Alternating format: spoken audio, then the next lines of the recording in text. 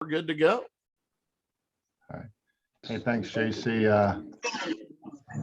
Glad to be on with everyone today. We've got a full house coming in here. JC, I know it's 11:01. Let's, I don't know, give it 1 or 2 minutes here, maybe. Yeah. Let's just give it another minute. Good morning, everyone. JB and JC here. And boy, have we got an hour packed of information for you. We hope you brought your questions. We got Josh and Ken and Marie and Ben and it's been Fred. like in the pit of my stomach. I'm like, I know we're not the only ones like dealing with this kind of bullshit. Like everyone is dealing with it now more than ever. Please So, mute your lines. We don't want to listen to your conversations, and I'm sure you don't want us listening to them either. Yeah, hey, everybody, mute your mute your lines. Do more. Like they're just Trying to find them, JC. I'm getting through there. Let's see. Yeah. All right, everyone, remember to mute your lines if you're just joining us. Thanks for joining us. Again, we got a lot of information to bring you guys today. Sorry, we had to wait a couple of weeks. JC and I have been on the road just visiting dealers, and we do try to get these to you the first or second Monday of each month. So thanks for joining in. Again, if you have your questions, write them down now, ask them during the event, and you'll all be muted. To activate your microphone, just hit your space bar when you're ready to ask a question. We love questions. No question is a bad question. Remember to use that chat room for your questions. Yes. We will get to them by the end of the session. Yeah. And just so everyone attending knows, this is always 11 o'clock Mountain Time each month. I know everybody gets confused. We deal with everyone across the country. So Mountain Time is the 11 a.m. So reference that wherever you are. We appreciate that. Looks like we got. All right, John, we're at 90. I hear them. It's like the popcorn popper popping. You know what I mean? It's Yep. Well, we need to probably get going because we do have a lot of content. So let's get this show on the road. All right, everyone. Thanks for joining us today. This is our monthly Ask Us Anything, brought to you by JB and JC, commonly known as the Johns in the firearms industry. And there's our information. We'll also have this up at the end of the screen for you. So, hey, barking dog. Somebody's got a barking dog. Somebody's happy to see us. At least their dog is anyway. Yeah. All right. This month's Ask Us Anything is brought to you by Locked In Affinity Outdoor. They are your outdoor and firearm industry insurer. Reach out to Locked In Affinity. You can hit them up, lockedinaffinityOutdoor.com/FFLC. And the team over there will get you a quote if you're interested in getting some insurance. These guys are one of the primary insurance providers of the firearms industry, firearm business specifically. So reach out if you're interested in getting a quote. Yeah, and make sure you go ahead and use that. You can get to them also from our website. Just go to our partners page, click there, and they'll treat you special. Clicking in through our link on our page. Nothing better than telling your insurer and the underwriters that you take your compliance very seriously and want to reduce your risk. There you go. All right, so today's agenda, just to get to it real quick, we're going to run through 3 different sections for you. We're going to give you an update on the numbers, the audits and inspections that are ongoing, a lot of revocation information that we can share with you that we received from the ATF at the FIC just a couple of weeks ago, the Firearms Industry Conference. Then we'll run through some updates on all of the ATF activities, including the rulings and, like I said, revocations that we can tell you about. And then lastly, we'll get to what we call the Biden watch. What's going on with the ATF inspections across the country that are current, time sensitive, and relative.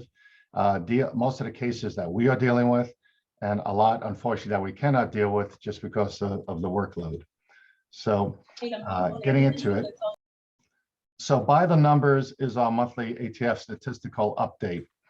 And this information, again, is publicly available, but hard to find, but we want to bring it to you and keep it time sensitive. So in April, this month recently, most recent month past, there was 520 ATF FFL inspections completed.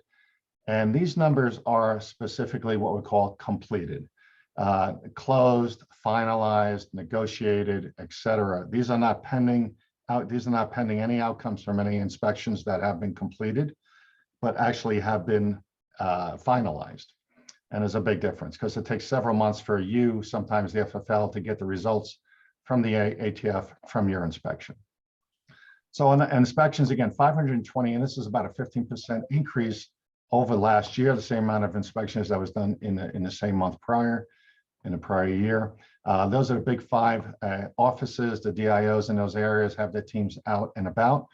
So if you're in these areas, you know, these teams are very active: Dallas, Columbus, Kansas City, Houston, and Phoenix. Now, remember, these DIOs and these regional offices cover a vast array of areas, whether it be Phoenix stretching into New Mexico or Columbus stretching into a neighboring state. You know, you need to be ready for your inspections next. The warning conferences that have been finalized in April were 10. Okay, and we'll get to more year-to-date numbers in just a minute, but 10 warning conferences in those same offices. And then revocations was 11. And this is a big number. We'll show you why in just a minute. But Columbus, Charlotte, Dallas, Houston, Kansas City, Tampa, Louisville, and Nashville. Again, these were finalized, negotiated with the FFLs and the ATF present together, discussing what their inspection yielded and why they are getting revoked, why the license is getting revoked.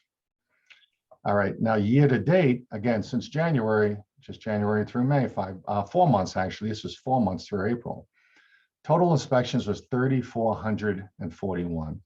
And you'll see in a minute why this is so concerning versus the entire year last year and the numbers and inspections that were completed for the entire previous year.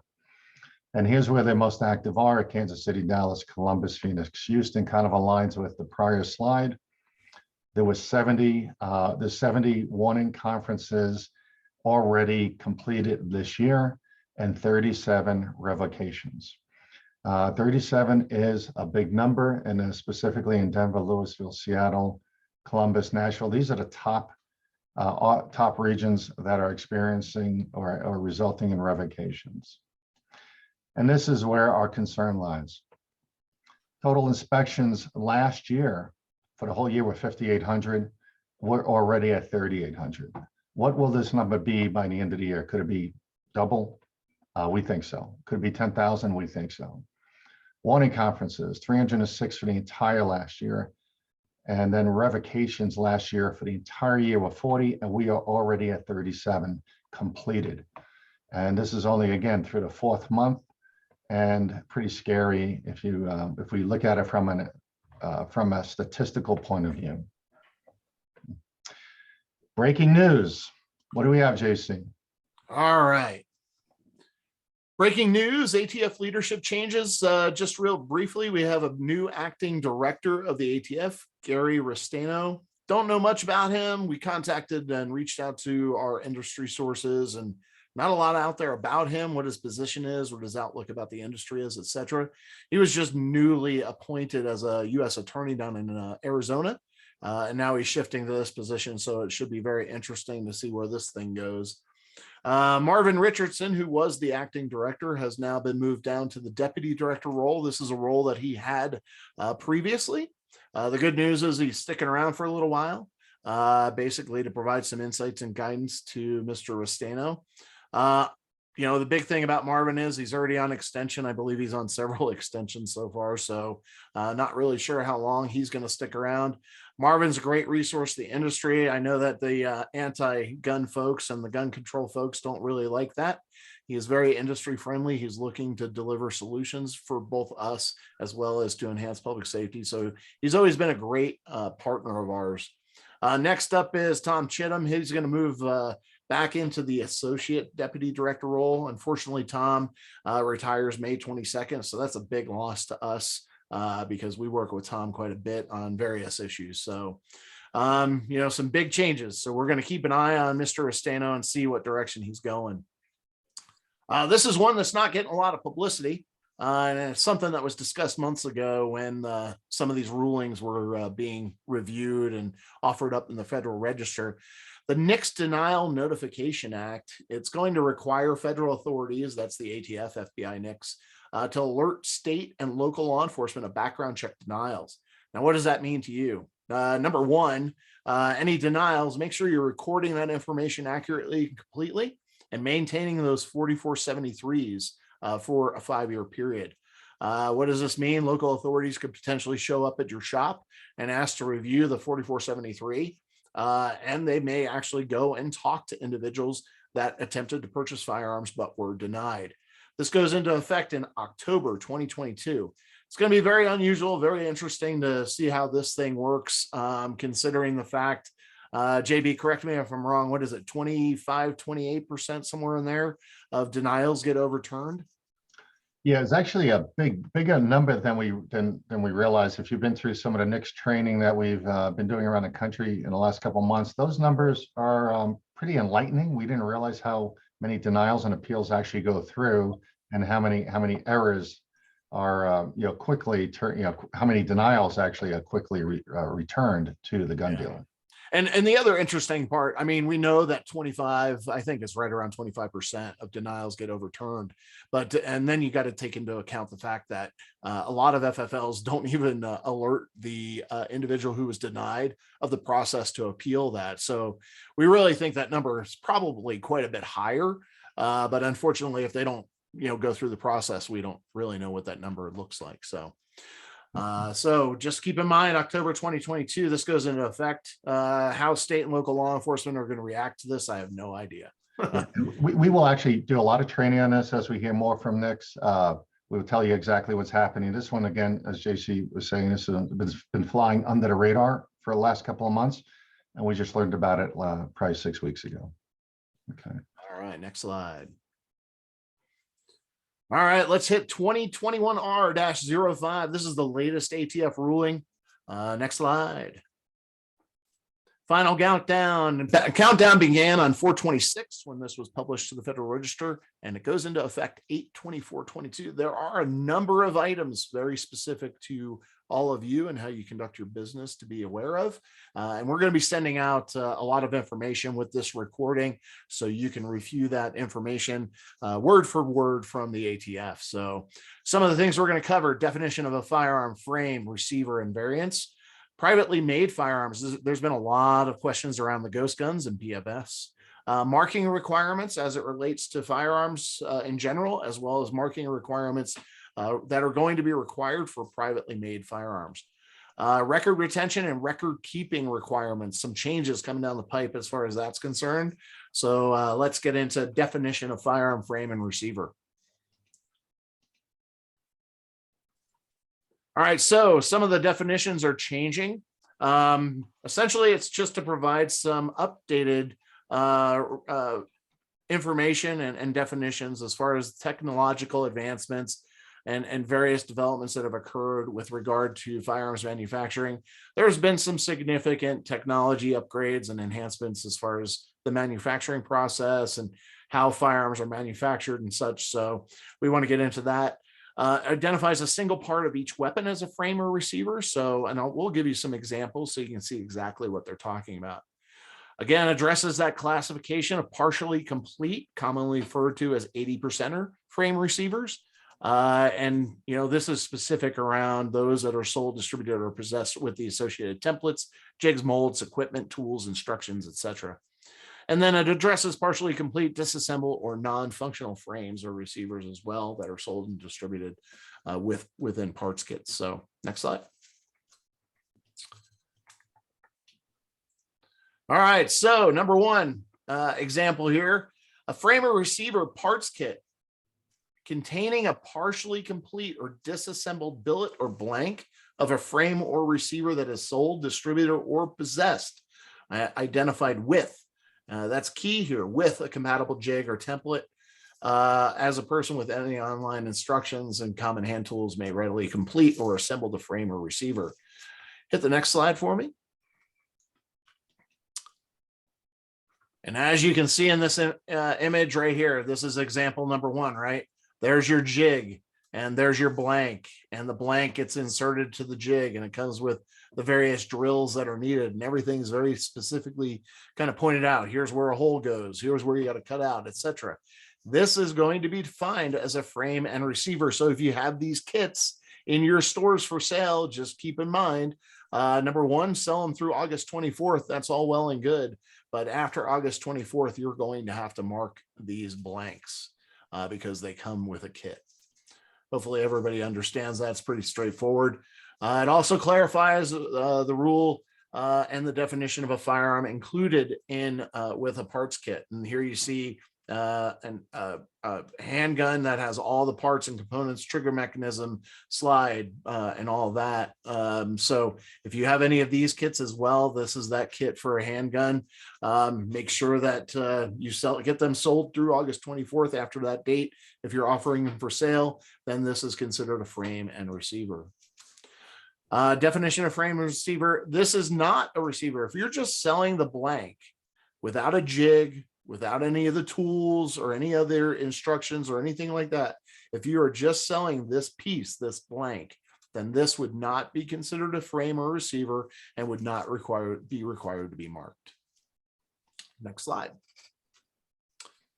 PMF ghost guns. So this was a big one. Obviously, they're going to be incorporating into the Code of Federal Regulations privately made firearms and the rules around that.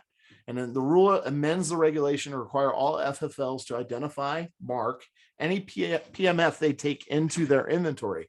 That means any PMF you have in your inventory or any PMF that you come into contact with, i.e. the person wants to sell it to you, for you pawnbrokers, the person that wants to pawn it, for you gunsmiths or FFLs that offer gunsmithing or armory processes. If they hand that firearm to you, that personally manufactured firearm to you, you will be required to mark that firearm. And this was the big question mark. How are we going to do this? Because typically with marking, you have to provide a bunch of different information, right? Manufacturer, city, state, and all those different things. The ATF has come down and actually provided some guidance on that. And what they're going to require you as the FFL to do is mark that firearm with your RDS key. That is the first 3 and last 5 of your FFL number, along with a hyphen and then a unique identification number. And you're going to have to keep track of those. So in other words, if you mark it with your RDS key, that's your first 3, last 5, dash or hyphen 1, 2, 3, 4, 5, you cannot use 1, 2, 3, 4, 5 again. You will have to use 1, 2, 3, 4, 6, 1, 2, 3, 4, 7, etc. So you need to make sure that you are keeping track of any serial numbers that you issue on personally manufactured firearms, so you ensure you do not duplicate them. There is an overview of this final rule as well as a training aid, and we will be sending that out to you along with the recording link for this webcast today. Additionally, there is some ATF virtual training being made available June 14th and 16th. This is open to the industry, so make sure you check that out. We will also be doing some additional training on this. Yeah, JC, there's a lot of questions coming in. Folks, we will get to them. I think it's because of the amount of questions. Let's get through the material. Go ahead and type those questions in. We will go through them in order once we finish the presentation. Yep. Next slide. So marking requirements, some changes coming as far as marking requirements. I have a feeling some of it may be actually welcomed by the industry. It puts manufacturers and importers, gives them some requirements around identifying firearms manufactured and imported by placement of serial number, name of licensee, and city, state of their place of business on the frame or receiver. We've seen this a lot with some of the firearms coming in, especially over the pandemic, where you're hunting and searching for the manufacturer and importer information. Sometimes it's beneath some hand guards or underneath some shroud that they install on a shotgun, things like that. Just keep in mind, that this ruling isn't gone into effect until August. So a lot of the firearms you're seeing right now probably aren't going to be impacted. It's for future firearms. So it just really defines the marking requirements around this and where it needs to be. So we're not having to hunt and search for the information. We still see a ton of firearms out there that don't have the appropriate markings, or they're hidden somewhere and we have to dig for them. So just keep that in mind. If you are a manufacturer of firearms, make sure you're paying attention to this ruling and doing as you are required to do. Again, this goes into effect August 24th, 2022. Yeah. And this is going to actually kind of bring home the fact that we don't want the serial number everywhere and don't want multiple serial numbers, and kind of unifies where that serial number will be going forward. Right. Will it be on the slide, the frame, the barrel? I mean, it's going to be all in one place. And you will also probably get multiple serial numbers on guns with slides that are replaced them with other serial numbers, but the primary serial number will always be on the frame. Absolutely. That has always been the case. Almost routine. All right, if you just joined us, please mute your computer. Trying to get them muted as they come in there, JB. Yeah. So, all right. So record keeping. Here's a big change for you. You are going to be required come August 24th to maintain A&D records and that ATF form 4473 indefinitely.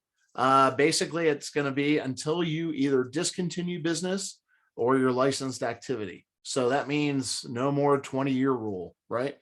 Rules allow for paper records older than 20 years once this ruling goes into effect to be stored at a separate warehouse or electronically. Previously, you could seek a variance to store records off-site. That ended back in, I believe it was October of 2020. Now, what they're saying is they want at least 20 years kept on site. Anything older than 20 years can be stored separately or electronically. I don't see electronically being feasible, or I have definitely a number of concerns about that, but just keep in mind there will be an additional ruling coming out about storing the paper records older than 20 years, as well as that electronic record keeping process. So that one's coming soon. Just an interesting point I wanted to call out here, keeping records older than 20 years. You used to be able to just send them in, and actually up until August 24th, you can request to either send those records in, or you can actually destroy any records over 20 years. Obviously, the ATF would prefer you hold on to them or submit them to the out-of-office business center. But again, you're going to have to coordinate with them and your local field division in order to do so.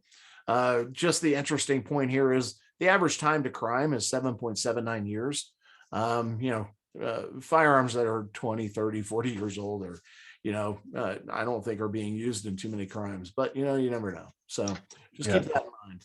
Yeah, JC, let me just plug here the electronic versus paper firearms. We're seeing, again, JC said there's going to be a ruling on the electronic storage. 4473 is coming out hopefully within the next 6 months to ease up the variance requirements or variance submittals for that process. But we really do like and support the electronic record keeping out there. There's a ton of vendors available. There's a long list of them. There's some good ones, some bad ones, and some okay ones. And if you need more information on that later on, we'll probably have another session just on that. But start to consider and think about that as you see these vendors do presentations at the various firearms conventions and expos. Yep. Next slide. All right, today's rules, I just kind of went over them briefly. Licensees are required to maintain ATF Form 4473s for 20 years. That is the regulation. You can certainly, where the sale, delivery, or transfer of the firearm was not made, retain those for a period of not less than 5 years. That means anytime a NICS transaction number or appointed contact state control number was issued. All right, so if you get it denied, you have to keep it for 5 years. If you get a delay and that customer never comes back, but you had an NTN number or a state control number issued, you have to keep that one for 5 years. You have to keep record of that. So make sure you're doing so. After 5 years, you can go ahead and destroy them, and please do destroy them. It has a lot of personally identifiable information. For the 4473s where a firearm was transferred, the rule of thumb is, or the regulation requires you to maintain those for 20 years. After 20 years, you can either submit them to the out-of-office business center at the National Tracing Center, or you can go ahead and destroy those as well. Again, obviously the ATF would prefer that you turn them in. So your current ATF form 4473 spells it out right there on page 3. So if you have old records, you really need to make a decision on what you're going to do with those. Please feel free to reach out to us and we can help you through that process. Yeah, we have a lot of clients have been calling based on this upcoming ruling and go live date. So yeah, you can try to call your ATF office and see if you have those over 20 records transferred to the record center. We're not getting a lot of feedback on that. It's hit and miss, but you can try your local ATF IOI, start there and see if you get them picked up and shipped out. So lots of stuff, like we said. So JC, we've got a big session here. So everyone, if you're not paying attention, start to pay attention. This is what everyone's worried about. And here we go. Yes, the wonderful arm brace. So here we go. We're still kind of waiting to see when this is going to go into effect. It's sitting out there right now, and we don't know much more than that, other than the fact that we know what they're looking to do, right? So 2021 R-08 changes the definition of a rifle and creates a scoring system to determine if a brace on a pistol violates the law. Obviously, it's kind of open-ended, right? So ATF says it reserves the right to classify a firearm as an SBR, even if it satisfies the point system on that worksheet 4999. And we're going to make that worksheet available to you, as well as some of the training materials, so you can take a look at that and see what they're talking about. The options with these, once this goes into effect, if you have a AR pistol that has an arm brace that does not meet the standards or the scoring system and could be considered an NFA firearm, you're going to have a few options. So the first option is any manufacturers that received classification previously regarding any firearms they manufactured can resubmit to FITB for evaluation. Now, that all depends on whether or not FITB, the ATF technology branch, is going to issue you an opinion on that is worthwhile to you. So obviously take that in stride. You can surrender, turn the entire firearm with the attached stabilizing brace into the ATF. You can convert the firearm into a long-barreled rifle. You can also apply to register under the NFA, and that includes your non-licensee counterparts. They can certainly submit their Form 1s if they would like. And then last but not least, and probably the most likely option, remove and destroy the stabilizing brace if it does not meet the standard. So I can see this one being the go-to in most scenarios, but we're going to get into a couple of examples here so you can kind of see what they're looking at. Not going to tell you which one passed with somewhat of flying colors, but we will identify the one that basically fits the model, and it will be considered to remain an AR pistol style handgun. Yeah, and yeah, like we said earlier, as this becomes more finite in detail, we will present a training tool, hopefully a video tool to you that your team can use to go ahead and train as this gets closer to implementation, especially with the pawnbroker community. We love you guys, but there's a lot of guns coming in for pawn you have to be wary of, as well as purchasing those used guns. Absolutely. Pawnbrokers especially. So example 1, and these pictures are a little bit dark. I don't know who the photographer is over at ATF, but they need to get a flash or something. Anyway, so we've called out with the circle some of the defining characteristics of this AR pistol as it exists today. The first thing, that top picture, what I'm circling there are fold down sights. And basically the scoring system on the fold down sights actually tells you that this firearm could potentially be shouldered. Now, that being the case, we move on to the next category, and that is the back of the arm brace. And you'll notice in this particular picture, that arm brace really, that bottom left picture there, that arm brace doesn't have a lot of material. It doesn't have a lot of meat to it.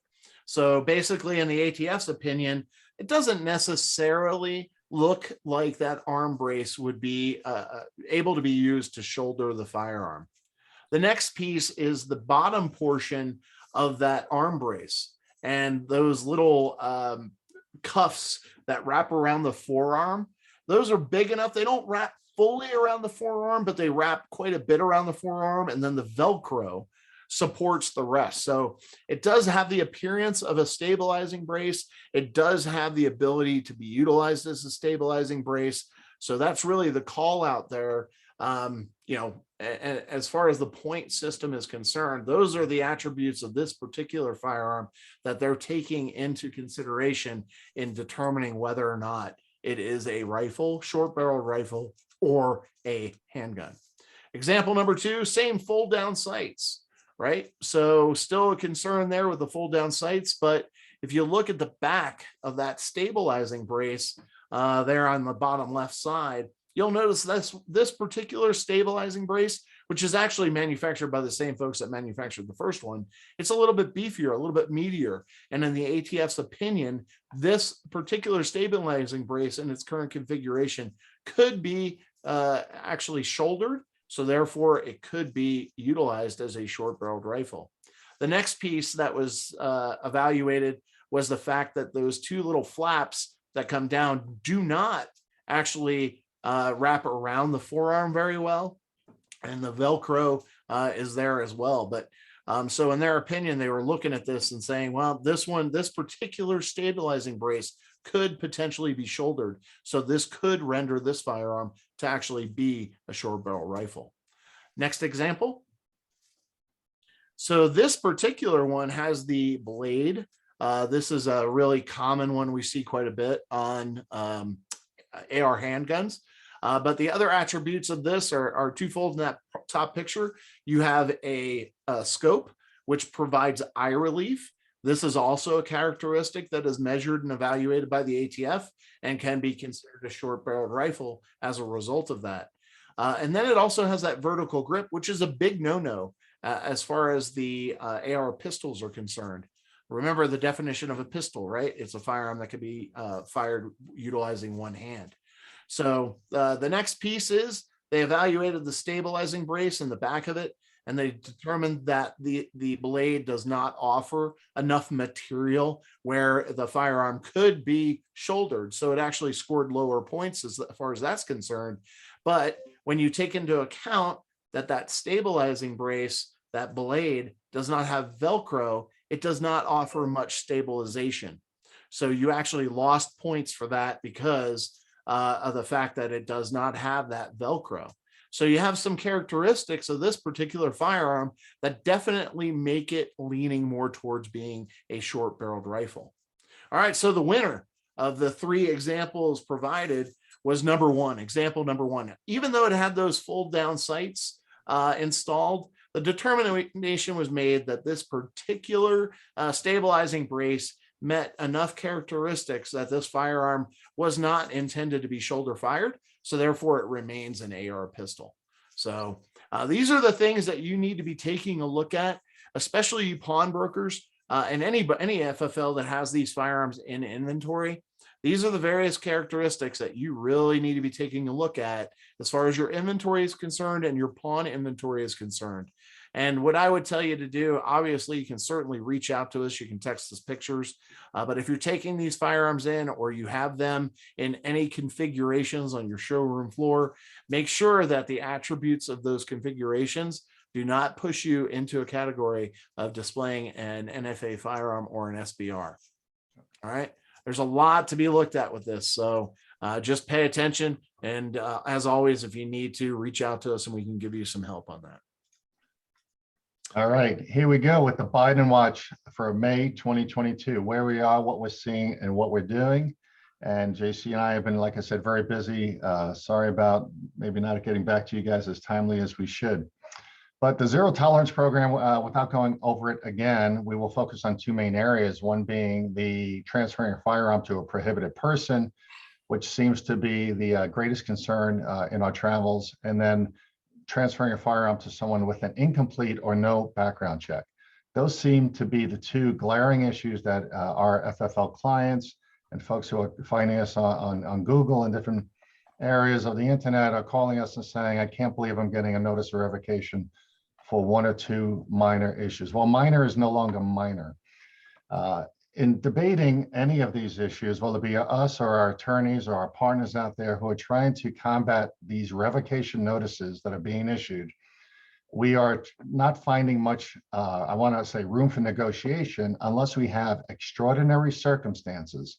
And that is, those are the words that are being used by the ATF, extraordinary circumstances that could explain in part or in whole why an FFL made an error on a transfer that related to a prohibited person, or a denial of a background check, or in some cases, the incomplete background check.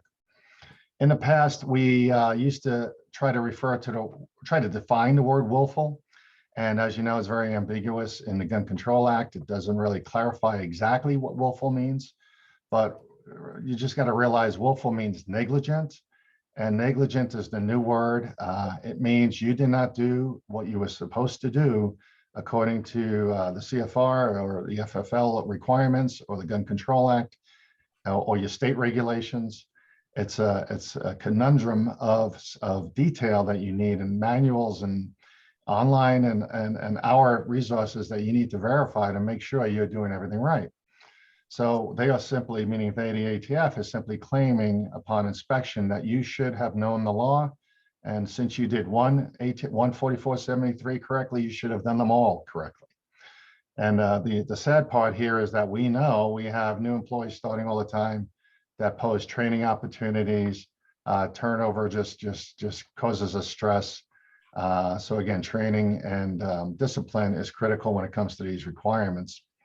This is all related to the Biden Zero Tolerance Program, as we know. Again, you can find that information on our website. But as far as revocation, we are supporting, personally, as FFL consultants, we're supporting over 30, trying to muddle through this process of trying to find those extraordinary circumstances, trying to reason and I want to say debate or compromise with the ATF DIOs and their in-house counsel as to why our FFL clients have been, how they committed or why they committed such errors, and that it was not intentional. I mean, that's the argument that we've been able to present in the past. Our attorneys and our partners are having difficulty as well in trying to debate these revocations. So we're going to spend more time on prevention versus fighting the revocation as we move forward, and want to make sure you guys are going to pass your next inspection with flying colors. Now, at the same time, we've had over 30 issues presented to us that we're trying successfully and unsuccessfully to get through. We have had hundreds of inspections that our clients have called about that over the last few months, where they've passed with flying colors because they've followed the guidance, followed the rules, implemented the training, watched the videos, and have successfully, as we say, passed with flying colors when the ATF has shown up to review records, 4473s and your bound books. We also don't want to leave out the inventory process too. I mean, it's separate from the, it kind of relates to the bound book, but your inventory process has to be 100% sound and accurate.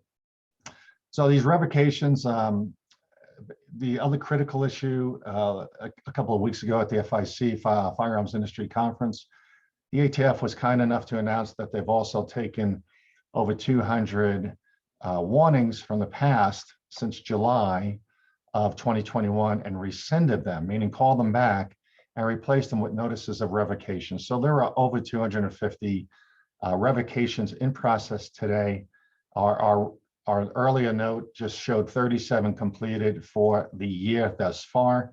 That means they've gone through the entire legal process with or without attorneys to try to find compromise to the revocation. But there's over 250 out there pending, letters in hand or letters in the mail that FFLs are receiving or trying to figure out what to do next with. So again, if one of those FFLs, do not wait, contact us quickly, contact your firearms attorney quickly, get the deadlines met for the informal conferences and hearings. Do not delay, don't wait, don't stay the weekend and try to think through it and call us on a Monday if you received it on Thursday or Friday. We'll take your calls 24/7 and give you our best advice to dealing with that revocation notice. We don't know what the full number will be. We don't know what that big number will be by the end of the year, but it's going to be up there, and we don't want you to become a victim. The last piece here is on if you're an FFL with not only a recent, but any type of warning in the past, could be 1, 2, 3, 4, 5 years ago. Remember, we always tell you, take out those warning notices from your prior ATF inspection, review what those warnings were, make sure you have no repeats. If you have even one repeat, that can deem willful negligence. A repeat of a prior warning is willful negligence. Please take note of that.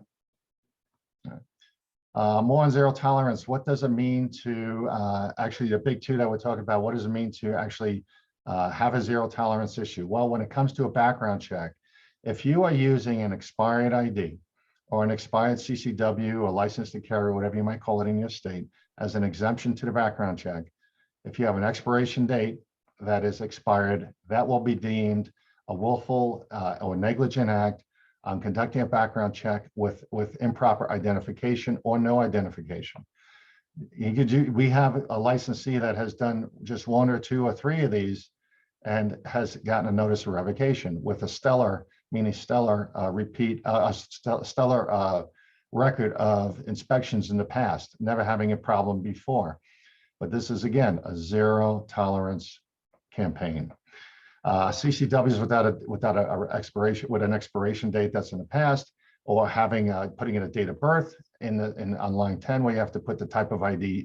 Type of ID used for a photo ID. If you put a date that's expired, or you put a date of birth instead of the expiration date, again, that will be deemed a transfer without a valid ID. So these are just some of the most common issues and errors we find when we come and do mock audits at your location. As we find dates of birth used as expiration dates. Make sure you're paying attention to that. Same thing with accepting a CCW as an exemption. That might be an out-of-state resident on a firearm, on a long gun.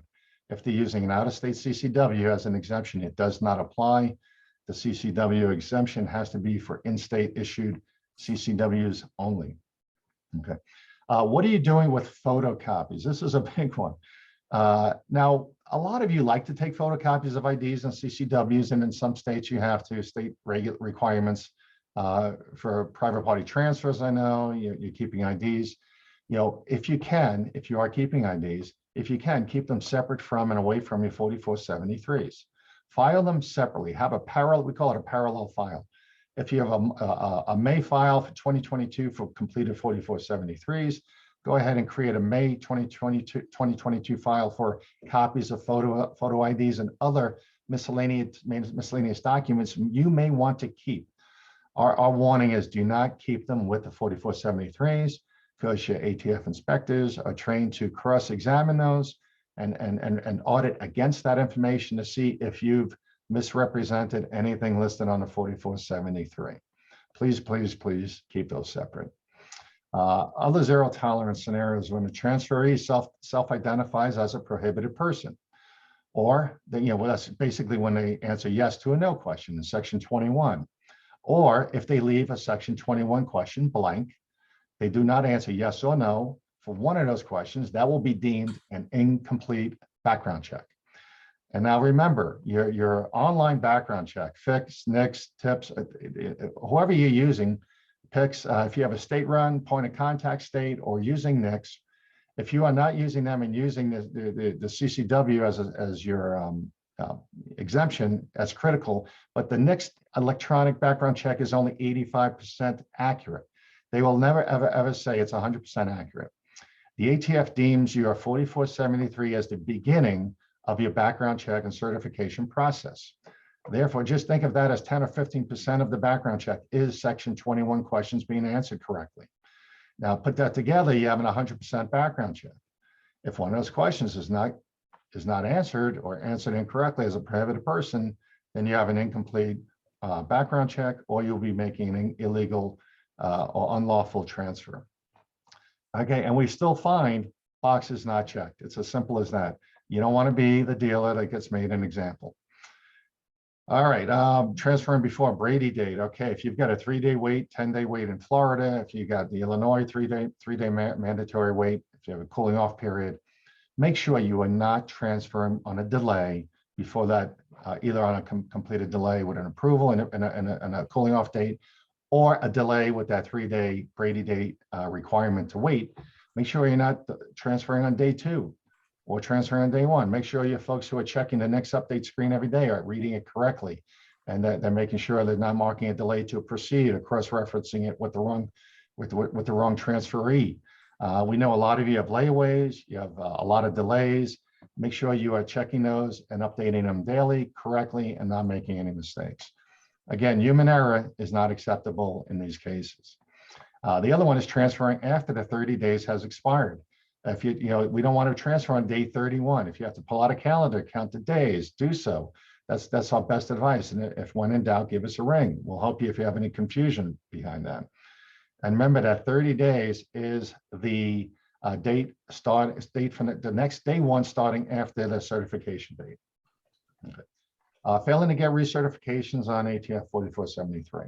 Again, if you got delays, you have people who were preceded but didn't pick up the gun today, they're going to come back tomorrow. Maybe they didn't want to take it with them. If they come back, if they pick up and transfer the firearm physically on any other day than what's listed in box 23, you must get their recertification signature in boxes 30, 31. Missing one will be an incomplete transfer and result in a possible revocation.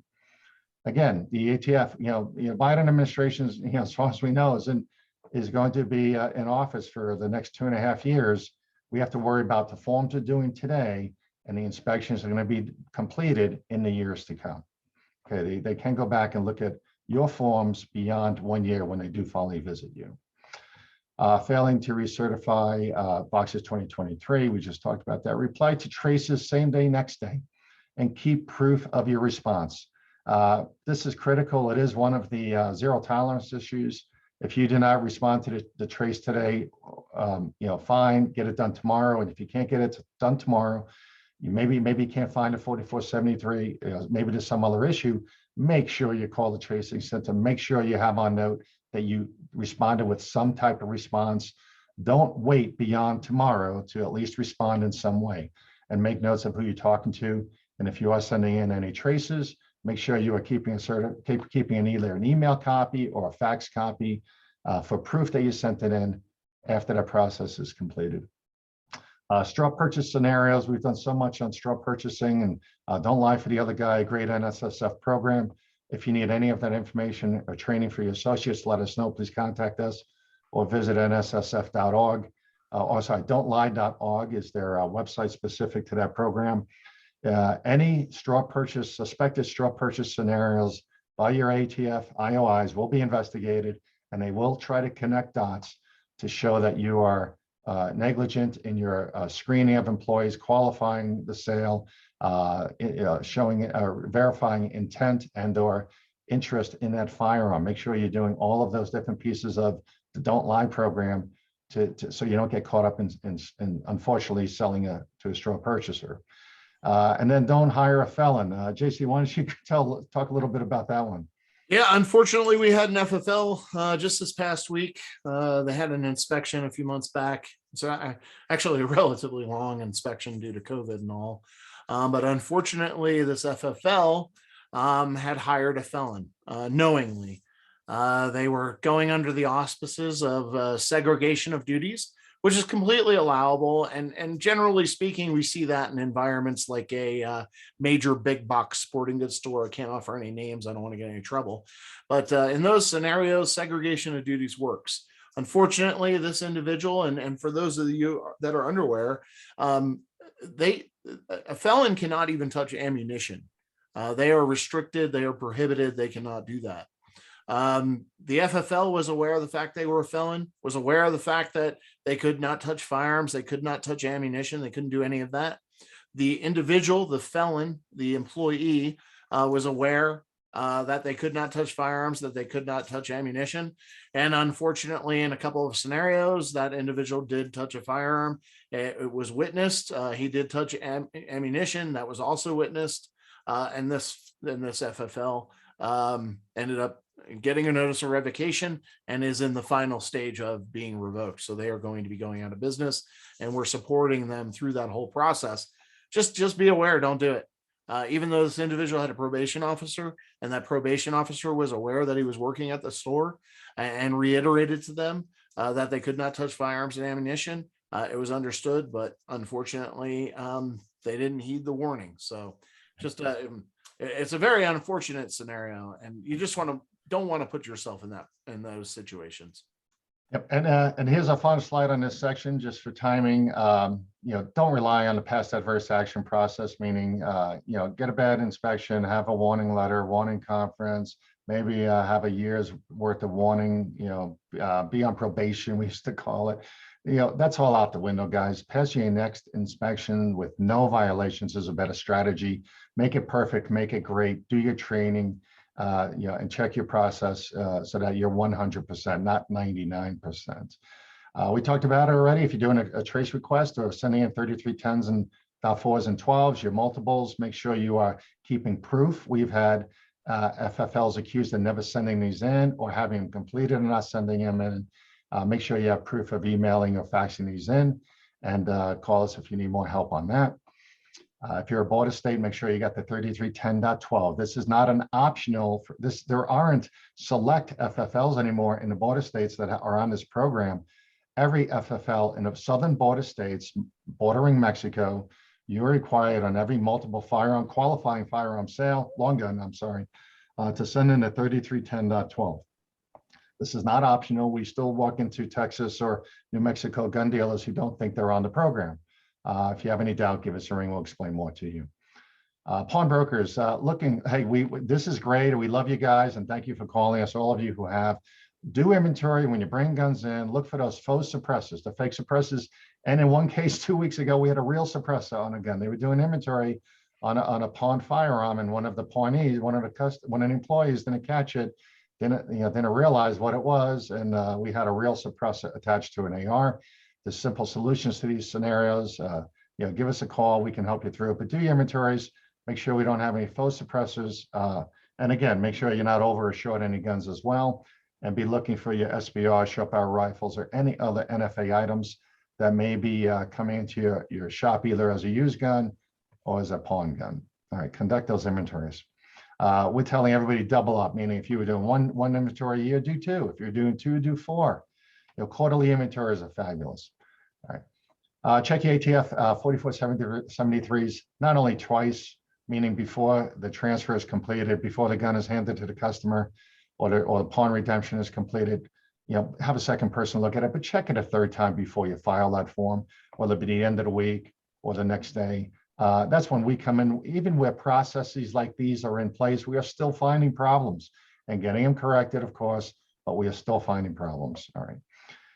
Delays, remember, we talked about it. Check your next update status report. If you are electronic next, if you're still calling in next checks, please call us. We'll get you on the electronic program. It takes about an hour total of your time from registration to implementation. It's a great program. And every day you can check your next status report right online at your leisure to find out if your delays have been changed to a proceed, or if they're still in delay, or if they've been changed to a denial. It's a wonderful program. We love it, and are big promoters of it. And lastly, in box 27C, guys, we're seeing this a lot. If you have a delay on a 4473 and you've checked delay in box 27C on the 4473, you must have something in 27D to close that circle.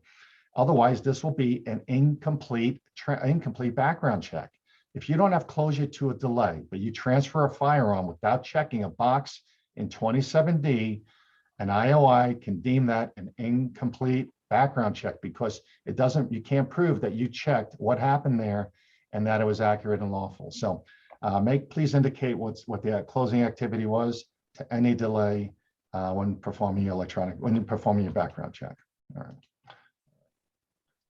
Next. All right, JC, you got this? Or you want me to go? Sure, I got it. So if you're an NSSF member, please feel free to reach out to us to discuss your benefits. You may not be taking advantage of all the benefits of being a National Shooting Sports Foundation member. This is your industry trade association. These are the folks going to bat for you day in and day out up in Washington, as well as in states. We just actually participated in a recent council meeting, a town council meeting, where the town was trying to enact some laws and regulations around both individuals' right to carry as well as FFLs. So just keep this in mind. These guys are really your trade association and trying to do all they can to protect you and keep you in the business, in the firearms business. So they've got a bunch of different stuff out there, but please feel free to reach out to us. If you're not a member, we can kind of go over some of the membership opportunities there. It's fairly inexpensive, to be quite honest with you. I mean, it's probably the most bang for your buck for $100. And they have some advanced programs too that get us to come out and see you as well. So check it out. Definitely reach out to us if you have questions. And if you just want to understand your benefits and some of the more premium membership levels that get you even more support. All right. And if you're out at any of these events, please let us know. Let us know ahead of time. We'd love to see you, shake your hand, say hi, and spend time with you and answer all your questions. We still have a few of the NICS, NSSF, NICS, ATF retailer days occurring in these dates. Check these out. If you're any of these areas, these have been fabulous events, packed houses, 50 to 100 people in per room, per event. It's all free, very educational, and great for any new employees, or if you haven't been to one of these sessions in a while, see the next retailer days. Just go to our website for the information on how to reserve your spot. JC is going to be at the Range Retail Expo here in New Orleans, July 11th to 13th. If you're going, please drop him a line ahead of time, spend some time with him. And I will be at the National Pawnbrokers Expo in Vegas in July. Again, looking forward to that event again and giving everyone an update on the state of affairs for the ATF and the firearms industry. All right, guys. Keep in mind too, AJB, just to touch on that real quick, we are flying all over the country for visits. We just popped into a couple of FFLs while we were up in the Michigan area, in the Detroit, Michigan area. So keep that in mind. Reach out to us. You never know. We may be in your backyard and we can pop in to say hello. Yeah. All right, JC, we're going to run through these. For those who can stay on, we're going to run through these questions. We will be recording this and sending you the link in case you got to go. Thank you for joining us. And we'll be on next month about the same time. We'll send you links, obviously, to join us next month. So, JC, I'm going to fire these off at you. How's that? Let's do it. All right. On 27 C478.12, ATF indicated in Atlanta at the FIC that manufacturers must begin putting serial numbers, manufacturer, city, and state on the frame or receiver, and that only model and caliber can be placed on the barrel. Can you confirm that? I can, and actually, let me pop that up right now so I can speak to it articulately. Yeah. Where is it? It was the first one here. Yes. So what it says, I have it in the thing. Sorry. There we go. So I got it. So here's what can be done. Model, caliber, or gauge, form, manufacturer, and country of manufacturer may be placed on the frame or receiver or barrel or pistol slide. So just a couple tidbits of information missing on that one. There are a few other items then that can still be placed on the barrel. Okay.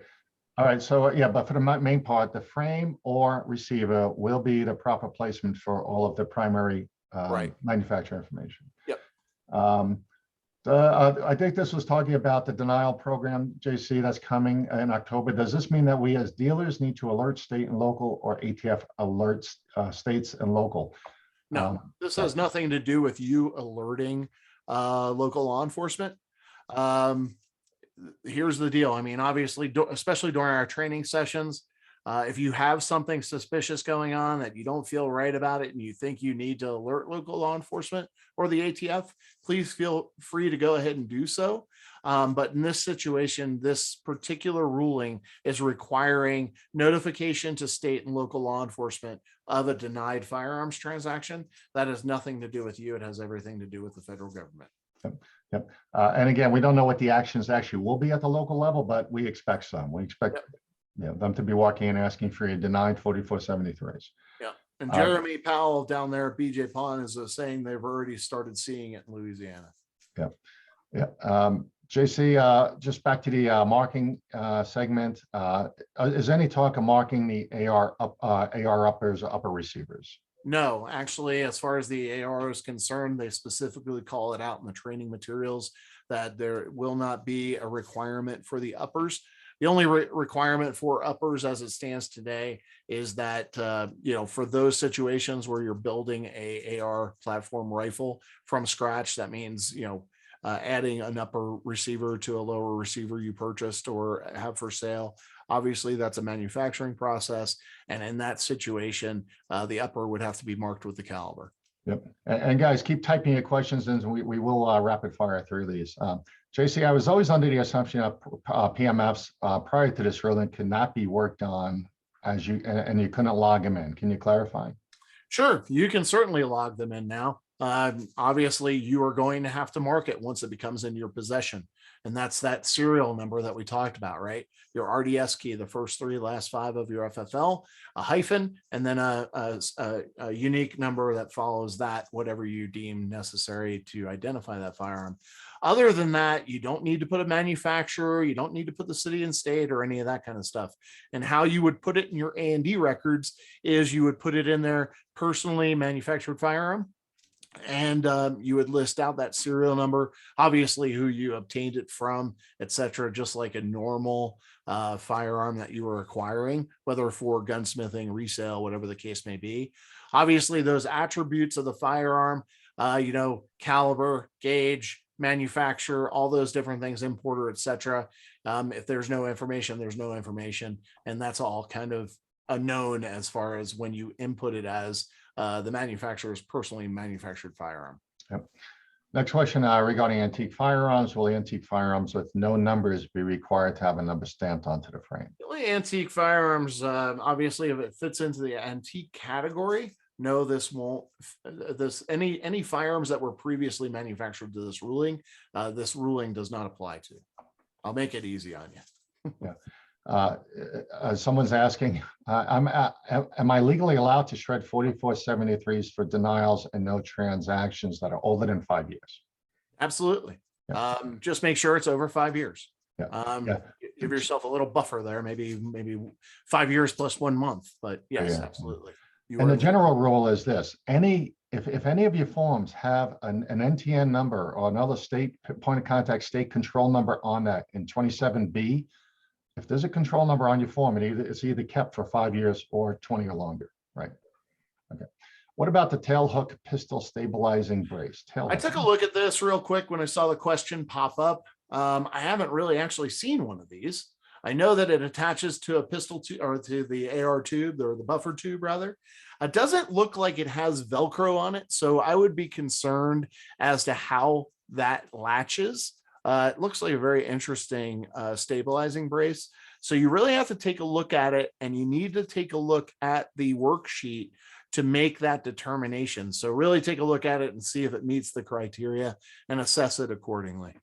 Yeah, and again, as we get closer to this, the scary part is we challenge everybody to be on a June 14, 15 training, because the IOIs out there are going to hopefully receive the same training or better training, but we cannot predict how they will react to your arm braces, going forward on their inspections. We're going to be dealing with a lot of misinformation in my mind as we jump into this.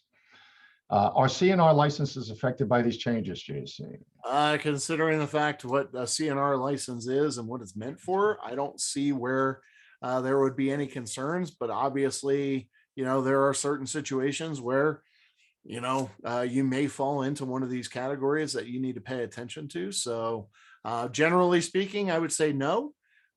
Just really kind of depends on what you're doing. Yeah, great question from Wayne. I'm sure it's on everyone's mind. With the transferee incorrectly answering something, but they cross it out, fix it, initial and date it, guys. Remember, initial and date. Everyone has to do that. We don't see dates on corrections. That's concerning. Initial and date it. Does this still count to an incomplete background check? No, absolutely not. If they've made a correction, they can make a correction. That's fine. No. We always tell FFLs, you need to really scrutinize these situations and make sure the individual is fully aware of the fact that if they change their answer, it better be true and correct. Yep. Let me clarify this further. If the correction's done before the transfer, you're okay. Yep. If you're correcting after the transfer, you are not okay. Yeah. Which means, and unfortunately, we have a client that lost his business, seriously lost his business because he had to call the customer in a week or two later in 2 separate instances. They transferred a firearm to a prohibited person by mistake. Someone was delayed and they mixed it up. So they got the gun back, made corrections in the A&D, but they actually did that.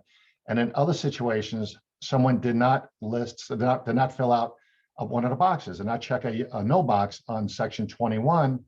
They came back 2 weeks later to update the form. They made a photocopy.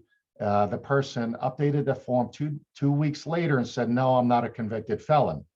Okay. I'm sorry, it wasn't a specific question. It was about domestic abuse, but they checked it. They corrected it 2 weeks later, and they are in a revocation process because they corrected it. They transferred the gun on the date of the transfer with an incomplete background check, meaning section 21 was incomplete. So that's just one scenario. We're dealing with many of these, what we call one-off scenarios that are being twisted into an incomplete background check, or basically just leave it at that, where the correction was done for these critical zero tolerance issues after the transfer had been already completed, meaning the gun was given to somebody. Guys, you got to get great at this. We can't just be good. We got to be great. So Wayne, thank you for asking that question. Hopefully that's clarification. Do we still need to maintain 4473 beyond 20 years? So as of August 24th of this year, the answer is yes. Up until August 24th of this year, you can either A, submit those to the out of office business center with the National Tracing Center, or B, you can certainly destroy them. Make sure that they are over 20 years old. Yep. Next question. This is a two-part question. So somebody's asking, do we keep resident cards separate with IDs? Let me answer that one. Yep. First of all, it says if this is section 21 or question 22, where you have to list the green card, the I-94, USCIS card, or the AR permit. If you're listing one of those numbers for a non-resident alien, you do not need to keep copies of those at all. You do not even need to see those anymore. And I know a lot of folks are still keeping copies of these documents for for resident aliens. You don't need to keep copies. If you are, definitely keep them separate from your 4473. There's only two items that you're actually just really one item that you need to keep with your 4473, and that's only regarding an alien immigrant who's here with a visa, basically using a hunting permit to purchase a firearm when it's in season. So there's very little documents you should be keeping with your 4473s. You don't need to keep copies of alternate proof of residence. You just need to list it on 26B. So again, we've gone over these in the past. Got questions, give us a text, give us a call. We can help you with that anytime, but definitely keep them all separate. If you're a pawnbroker, we know you love copies of receipts and sales receipts and pawn tickets and pawn agreements. Keep those all separate from your 4473s. It's great to have that backup documentation. You just want it for your purposes and for you to provide evidence in the event something gets questioned. That's the point. If the 4473 doesn't require you specifically to maintain that information with the 4473, then there's no reason for you to do so. Okay. Okay, great. JC, get into this one, please. This is a big one. Is there any corrective course of action for taking expired IDs? Yeah. Pray, beg, offer free memberships, ammunition, whatever, to get them back into the store with a current identification. You are going to want to reacquire that firearm from that individual. So JC, they got to bring the gun back too, right? You have to bring the firearm back. You have to physically take possession of that firearm in order to correct this scenario. You will reacquire it in your A&D record from that individual.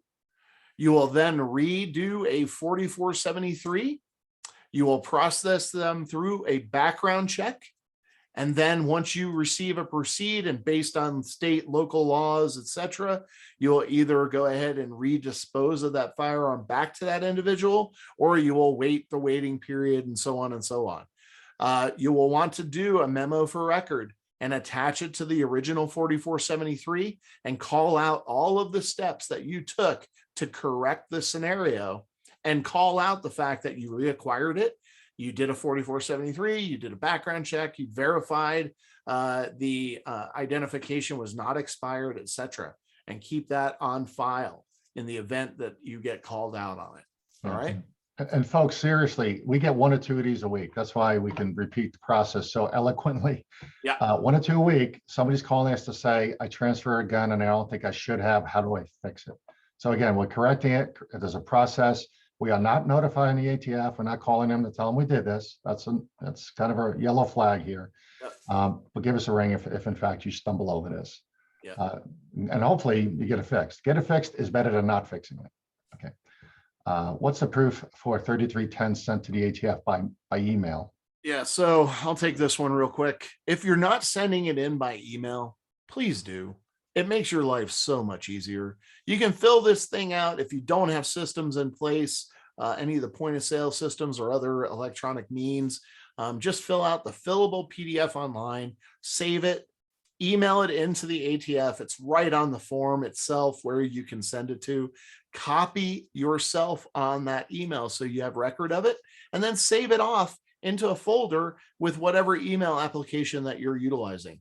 You want to maintain record of it. Now, if you're faxing them in, obviously keep that fax transmittal notification that says you faxed it, 1 copy or 2 pages or whatever the fax transmittal says. Save that as well. I got to tell you, this is the easiest process in the world as far as emailing it, filling it out electronically, etc. And we've had FFLs where the IOI has shown up for an inspection and they have actually called out the FFL and said, hey, you haven't submitted a bunch of these multi-sale forms, whether it's the 3310.4 or the 3310.12 for border states. And the FFL was actually able to prove that they had submitted everything. Look, human error occurs on both sides of the fence. We make mistakes, ATF makes mistakes. What we want you to do is protect yourself and make sure you're keeping track of that. Yeah. I made corrections on my records after joining a Zoom information session. Should I create a general memo stating I did so? No. Sure, Well, sure, absolutely. Well, I would say it depends. Okay. You don't want to attach too much information to these 4473s for the next IOI inspection. Yep. So box 32, we tell everyone box 32 is for your notes, your story. We call it the story box. You can write the story in there, but call us if, and we don't, I mean, it depends. This is a real, I say a great question. There's certain things you want to call out for when the ATF comes to visit you, but there's certain things you do not want to call out. As long as your documents are legal, have the right lawful information provided in the sections necessary and required, we want to get you through the next inspection. So give us a ring. We'll talk through these privately with you. All So right. the part that I was going to add on that is keep it separate. And depending on the situation, definitely pick up the phone and call us. It depends on the situation. Block 32 is awesome for this. But sometimes you want to create a memo for record that just says, you know, on this date, we did an internal review and we found X and we fixed X. You know, and going forward, this will become policy, procedure, practice for the business. Yeah. And you just store it separately, because in 3 years, 5 years, 10 years, even longer, you're not going to remember what you did back then. Or maybe the person that was responsible for compliance isn't there anymore. So you want to make sure that you're keeping accurate record.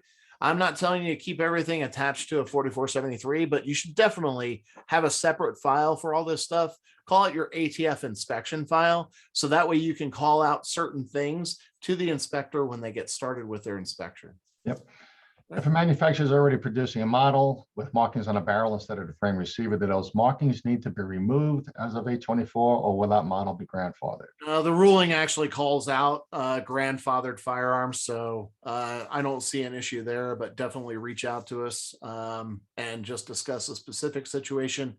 But like I said, there is a bunch of grandfathered information within the ruling, so I think you'd be all right just based on the way the question reads. Yep. Quick answer here. At the FIC in Atlanta, the ATF also indicated that all markings on a firearm need to be recorded in the A&D registry. Have you heard this one? If a manufacturer has a patent number on a firearm, does that need to be in the A&D registry? There are very specific pieces of information that must be recorded. It's been that way forever. Patents, actions, they don't care about any of that. They want the manufacturer and importer, if any. Don't get confused. Some of these A&D books, especially the paper books that are out there, don't identify, if any, after importer. It is required by regulation that both the manufacturer and importer, if any, are recorded. You then do the model, the caliber or gauge, the serial number, and obviously who you obtained it from. That's what's required as far as the acquisition recording of a firearm. As far as manufacturers are concerned, you record that information when you manufacture the firearm, when it becomes whatever you're intended to make it into. So just keep that in mind. So if you're manufacturing a bunch of, say, frames for handguns, obviously that becomes, and the process, the entire process or cycle of manufacturing has it go through to the final stage as a pistol. That's when you're going to record that in your acquisition and disposition record. Okay. Last question. No patent. You don't need a patent. No patent. Yeah. Hey, last question. Can we, and then we'll probably close down. Can we write information when transferee's writing is illegible? Absolutely. It actually calls it out in the instructions on the ATF form 4473. If somebody's information is completely illegible in section B, you can certainly go in and above each category, write very neatly what that information is. Actually, JC, it's just the name you're allowed to do, I believe. Yeah. Yeah. You don't want to write the whole thing for them, but at least the identifying information, meaning the first name, middle name, last name, you got to squeeze it in there. You can't write it for them. They have to write it themselves. But for clarification and future reference, tracing purposes, you absolutely can print. I would print all that information on line 9 for the name. You're allowed to do that. And it's right in the instructions right there as well, like JC said. So, hey, folks, this has been a great session. A lot of information. We know that we're going to break this up and send it out to you in different segments so you can look at it and train on the sections you need. But we ask that if you do visit us on social media, please always like, subscribe, and share our posts or our videos with, or just like them or subscribe so you always get notified when we get new stuff out there. We expect a lot of stuff to be flowing over the next few months with all of these official rulings from the ATF. So we want to make sure you don't miss any information. And then always just go on to our website at any time, register right at the top of the screen for our next event. You can do that starting tomorrow, or actually starting on Wednesday, so you don't miss our event next month. And I think unless we have any other questions, JC, I think we're completed here. I think we have one other question. It says from Jamie here, what do we do with descriptive addresses on government documentation that don't have a number and or street address? Do we need map or anything else to prove where they physically live? A description of the location of the residence on an identification document, such as a rural route, is sufficient to constitute a residence address, provided the purchaser resides in a state or locality where it is considered to be a legal residence address. I know that with certain situations, it's a very strange descriptive address. Certainly, accept the address if it's on their identification as such. In those scenarios, that's a great example of when you would want to definitely keep a photocopy of that information, just so you could prove it in the event that it's necessary. But it has to be what's physically on their identification. Yeah, to further this, we have a lot of clients around Indian reservations. So the answer is yes. There's actually a statute that says you should have a hand-drawn map, believe it or not. Yeah. And you could just take out a piece of paper or have them do it with landmarks off a major roadway. You have to start at a major roadway where the address is indecipherable or misunderstood or not clearly understood from their ID.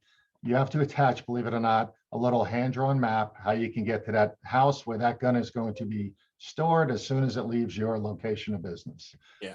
And obviously a printout of a map, and they draw on a physical map like Google Maps or MapQuest or whatever.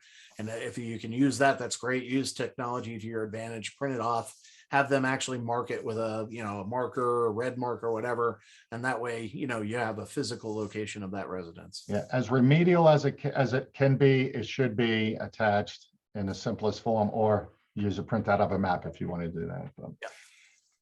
All right. So we want to thank you guys too. Thank Anna. Hope this information was good for you, and we'll make sure you guys have all the information in a timely and time-sensitive way. Yep. And as always, if you all need to get a hold of us, these are our phone numbers. Feel free to reach out. You can email us, text us, call us, whatever the case may be. We're always here to help you. Thanks again for participating. And hey, listen, get the word out there. We rely heavily on you all for word of mouth advertising. That's the only advertising we do. It helps us obviously get new clients and help out the industry as much as humanly possible. And we always kind of joke about it, JB and I, that we're the world's worst consultants. We'll definitely give you a lot of information for free. So don't worry about that. If you have a question or concern, reach out to us.